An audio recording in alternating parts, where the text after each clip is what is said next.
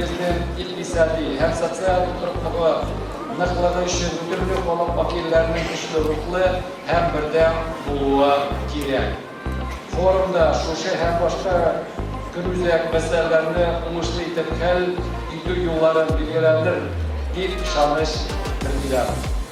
Hürmetli Yaşlar Forumunda konuşucular, neticeli işlevimizni zaman taleplerine doğru ile kurgan dürüst kararlarını kabul ettiğimizni sağ selamet hem iyi vakitli olmasına dilerim. Rüstem Nurgaliyoğlu Minihan.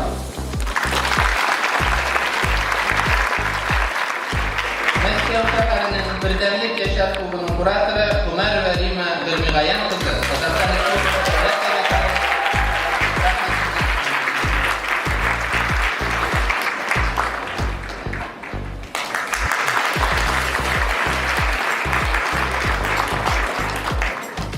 Yaşak sistemi Yaşaksın Tatarstan'ın yaş işçileri proyekti. Tatarşa yaz.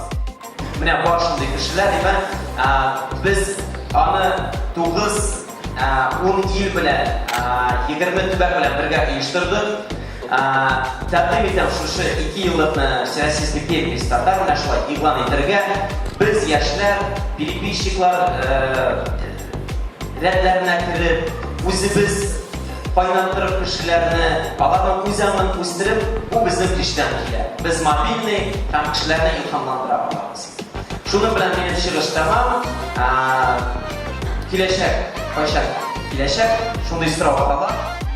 Artık şekillikке şumup, başlarına işe yığılıp, yerimlilikке verilsek, biz anlarsın, alğa taban, üse almamız deyip uylayım. Şuna göre bizge ezerek erken buluşa deyip uylayım. Min hem sanatının bu işrakta missiyası büyük zor deyip uylayım.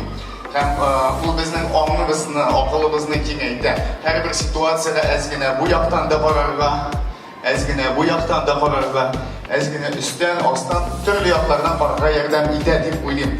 Ham mana zamonida bitindi teatr kerak tugul degan so'zlar da eshitilgan. Men o'zim eshitmadim, men Dubay zamonida yashamadim. O zamanda mana Tatar teatrining barliqqa kelgan vaqtda anday so'zlar da bo'lgandir, lekin mana bugun teatr bu bizning nechikdir o'z ongning bir o'tirovi bo'lib turadi. Ham shunday o'tirovlar ko'paysin edi. Anlaysizmi? Shunday o'tirovlar ko'paysin edi. Qiyin bo'ladi do'stlar, qiyin bo'ladi. Aytasiz bir kichkinagina ko'nigu. Biz shunday ish kishilari, anlaysizmi? Mening hozir 20 minutdan repetitsiyam boshlanadi. Ozgina oyoqlarni kengaytirib bosamiz. Stop bo'lishni. Kengaytirib bosamiz, ham qo'llarimizni ustga yig'amiz. Kengaysin tanamiz. Erkinaysin. Ham yilmaymiz. Yilmayib, barmoqlar ustga. Bilasizmi, mana men suyib turamiz, siz shulay bosib turibsiz, menga bosib turibsiz. Bu mashallah.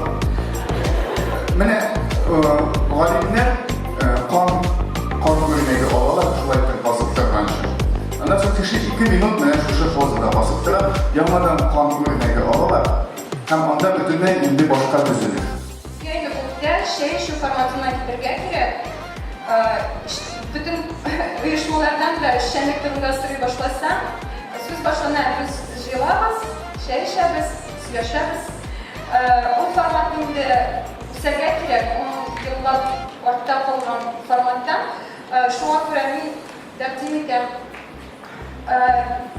her bir katnaşışını, her bir aktivitesini şahsi yapıdan Avustralya'dan proyektler, intellektual proyektler, medeni proyektler, hem bu katnaşışlar, uyuşmanın a'zalari şahs olarak o'sgan sayin, uyuşma yüzü de o'sya, bu derecesi ko'tariladi. Aktivistlarning motivatsiyasi ortadi, hem talantli, ijodiy kishilar bu proyektga uyushma tizimida jila boshlaydi, yaqinroq keladi. Shunga ko'ra bu aktivistlar ishida, uyushma a'zolari ishida, bu turdagi yashovchilar ishida bek foydali. Hamda a'zolar avval tomon borgan sayin shu turdagi yashovchilarning ong darajasi, madaniy darajasi shulay o'sib boradi. Bu shunday taqdim яңа форматлар үзләштерү, şey ишүдә китү һәм дөнья күләм танылган форматларны үзләштерү. Şunda şey işi degende şey araştırmalarını bakıtırga da keldi. Мин бик яратып үтәрмен şey ишү гадәттә татарлыкка дигәндә. Чөнки татарлар şey ишү белән генә танылмаган, алар бик мәгърифәтле, акыллы, мәдәни яктан көчле булулар белән танылган. Мәсәлән, 20-нче гасырга кадәр күпчелек татарлар кимендә ишетелмәгәннәр. Бергә тарихта şey эшләргә яраталар дип күреп калмаганнар. Шуңа күрә миндә нәкъ менә мәдәни яктан, интеллектуаль яктан үстерә торган проектлар булдыруны тәртип итәм. Һәм соңгысы, шәчесе, бу бигрәк тә җитәкчеләргә кагыла торгандыр инде. Шушы оешма җитәкчеләре, активистларын шулай үстерү, интеллектуаль яктан да, лидерлык сыйфатлары буенча да үстерү өчен кимендә елга бер уздырыла торган мәктәпләр булдыру, укулар булдыру, ул квалификацияны үстерә торган курслар кебек һәр даим булырга тиеш, периодик рәвештә. Бу әйбер хәзерге вакытта 2 яшьләребездә генә лидерлар мәктәбе форматына ашаган, ләкин моны ничектер плашлырак, масштаблырак итәргә һәм шулай ук нәкъ менә проектлар эшчәнлеге буенча укулар, махсус мәктәп оештырырга кирәк. Азимбаевич, бу сезнең ярдәмнән башка булмады, чөнки монда ярдәм, конгрессный ярдәм кирәк. Мин нәкъ менә шушы укулар оештыруны тәкъдим итәм, чөнки шул лидерларга аларның үзләренә ниндидер үгет-насихат фатиха җитми, ниндидер куәтләү җитми. Уже второй день форума. Мы все заехали вчера. У нас были очень интересные экскурсии по Казани. Нас очень вкусно везде кормили, очень дружелюбные делегаты, гости. Радостно, что Москва и Московская область представлены огромной делегацией, очень много талантливых участников. Сегодня мы были в Корстене на открытии форума и пленарном заседании. Очень много интересных гостей, спикеров. Радует, что так много талантливых, интересных проектов, связанных с татарским языком, с татарской культурой. Сегодня мы представили штаб и непосредственно деловой клуб на аллее проектов. Но у нас не было отдельного стенда, но тем не менее мы познакомились с участниками и рассказали о том, что такое штаб Татар Москвы и что такое деловой клуб «Масштаб». В том числе мы пригласили новых участников из Петербурга, чтобы они тоже приехали на наше мероприятие, приняли участие. Очень много интересных, талантливых участников. Среди них и творческие ребята, и те, которые делают серьезные проекты. Хотелось бы и в дальнейшем почаще принимать участие в таких мероприятиях, побольше организовывать подобного рода проекты, потому что они помогают ознакомиться не только с нашей культурой, но и поделиться интересными идеями, узнать о новых проектах, возможно, оказать содействие в их реализации. И без болдарабс. Дело в том, что татарская молодежь Москвы очень активна и проводит огромное количество мероприятий.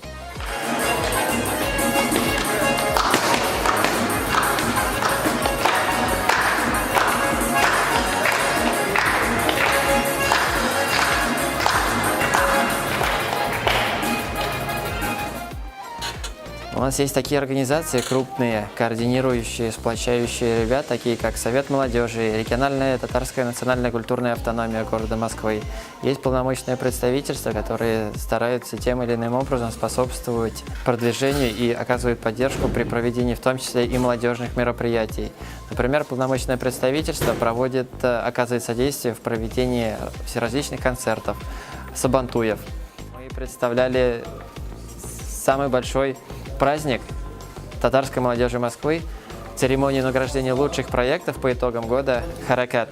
«Харакат» уже проводится 4 года подряд. В частности, в этом году, например, было более 35 заявок подано.